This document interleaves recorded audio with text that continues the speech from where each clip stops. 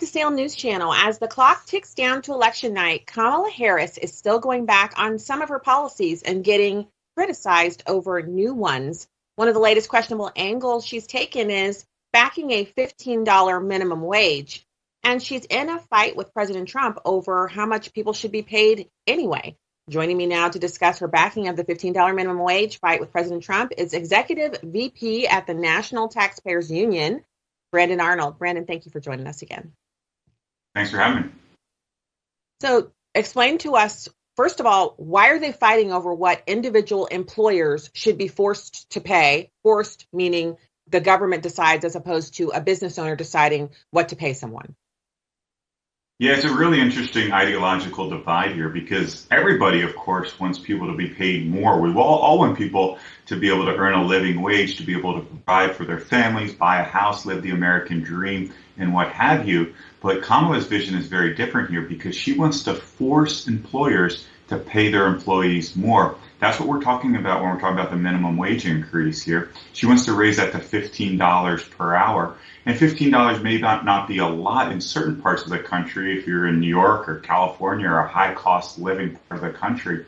But if you're in a rural part of the country and you're a small business owner that has had to suffer through a really tough economic period where you're just skimming by and just being able to make payroll each and every month, raising those labor costs are really, really a backbreaker. And that's what I don't think Kamala sees here. We want people to make more, but we want that to happen naturally through a strong economy, not through a mandate from the federal government. So the idea that there should be a minimum wage has come under fire. And, you can go all the way back in history to see where originally this concept was brought about because Black workers were entering the workforce and charging a lot less per hour to work. And so they said, look, you got to have a minimum wage.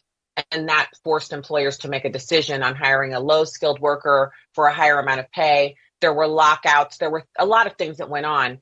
But in modern day America in 2024, we're faced with another iteration of this. Now, I'm wondering what your perspective is. Over in Europe, they don't actually tip. If you tip someone, it's an oddity. They actually don't understand what you're trying to do because all of their workers in restaurants, bus boys, everyone, they all earn a wage that is set by their employer, and then they go on from there. Here in America, we have like this tipped minimum wage, which is $3.18, I think, per hour. And so tipped employees can earn $200 or $300 an hour if they're really good at their job. But people who have a lackluster appearance or aren't good at serving earn much, much less. So then they're forced to take the wages and spread them out into pooled wages. And now they've gone so far as to add those pooled wages into the total amount that you earn and to tax them, which is really annoying for tipped wage earners because they're only getting $318 plus whatever they have to share with their lower performing cohorts. So what is your stance on going to a system like the one in Europe or whether we should stick with what we have here in the U.S.? I am rarely a fan of emulating what they do in Europe. I think there's a reason why they have higher unemployment there, why they have slower economic growth. And it's because they have so many bad laws and regulations. Listen, I like the idea that we have a system that rewards merit. If you go out to your job and do an excellent job, if you make your customers happy, you get paid more. And if you don't do such a good job, then maybe you get paid less. I think that's how things fundamentally ought to work in this country here. Unfortunately, we've seen some jurisdictions prohibit the sub-minimum wage for tipped workers. They've moved away from this tipped worker policy.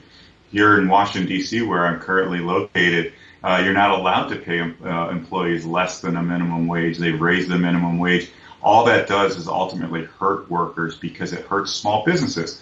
And the way small businesses respond to higher labor costs is either cutting back hours for certain workers or they eliminate those jobs altogether. Or worst case scenario, they shut their business altogether. And we have seen a lot of business closures, especially in the post-COVID area here in Washington and across the country. Yeah, I think, I'm like you. Whenever someone says to me, well, they're doing it in Europe, I always say, Europe is still, even in its totality, not a true competitor to the United States. Admittedly, they don't have 50 European countries. We have 50 states plus, lots of other territories that we command. But the fact is, Europe is not a good comparison to the United States on many different things. And it primarily stems from us having different forms of government and most of their countries being now current iterations of something that was previously the right of kings, right? They have still a lot of those countries have figureheads. And so the way they see their rights and the way they see the interaction with government is completely different from Americans, which means we have different policy. So it's not a good idea to say, compare the entire United States to Germany. Germany is the landmass of Montana. Of course, they have 100 million people, which is a third of our population almost, but they don't have the same kind of outlook on work, and they're highly socialistic in their tendencies. They are actually a capitalist society, but they pay over 70% of their wages in tax for, lush social benefits. So it makes it difficult to compare. But I do think there is this attitude here in the US that especially for people who are servers, that the system is what it is, and we can't ever change the amounts. And so I find myself kind of being in the middle. Brandon, I am in the middle because I feel like 318 is too low, right? If you're bringing drinks to the table and you're carrying food and you're serving someone, even if you don't have a smile on your face, if they're getting their food, 318 is too little. And if they decide not to tip you, that's not worth working for. But by the same token, I don't think people who are extraordinary workers, who are very talented at what they do, should have to earn $7 or $8 an hour because they're sharing their bonuses or their tips with their cohorts. There has to be a better system. Yeah, I mean, one of the options out there, this will be on the ballot in Arizona next week. There's a referendum in Arizona that would create that sub-minimum wage, lock in that sub-minimum wage, but only allow employers to pay that if these employees are making through tips and the minimum wage that they're collecting $2 more than what the minimum wage ought to be. So that kind of provides that safety net for employees that might not be getting as much in the way of tips. If they are earning the sub-minimum wage tip, that minimum wage would kick in if they're not doing well. But for all those employees that are doing fantastic, the bartenders that are getting tons of tips that come in, the waitresses, other folks, they would be allowed to get paid that sub-minimum wage. I think that's good for the employee. I think that's good for the employer. I think it's a good small business type measure there that makes sure people get paid for their hard work without putting too much of that burden on the backs of small businesses. Like I said earlier, small businesses have just been absolutely torn asunder over the past few years by high costs, not just labor costs, but energy costs, food costs, you name it, have really taken a toll on the small business community.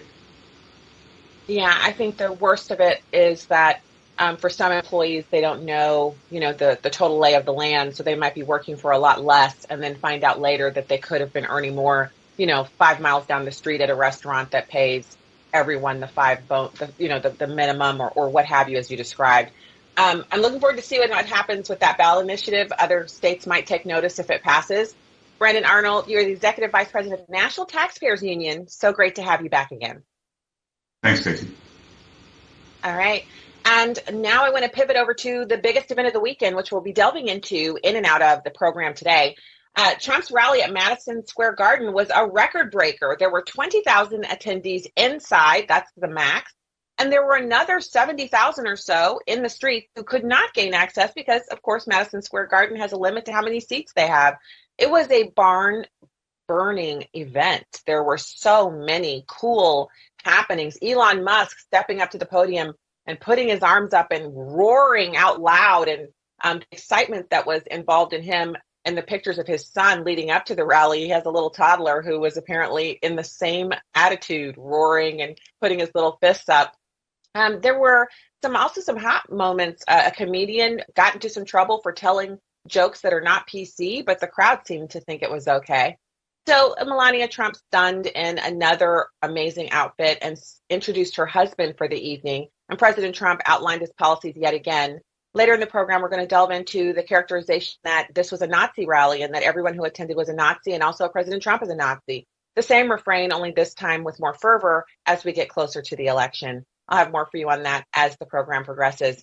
Coming up in our Now News Roundup, we have used car buyers experiencing extreme sticker shock, and Delta is suing CrowdStrike for that major outage that hit them and caused them $380 million in financial damage. We'll have all of that and more coming up on Salem News Channel. We'll be right back.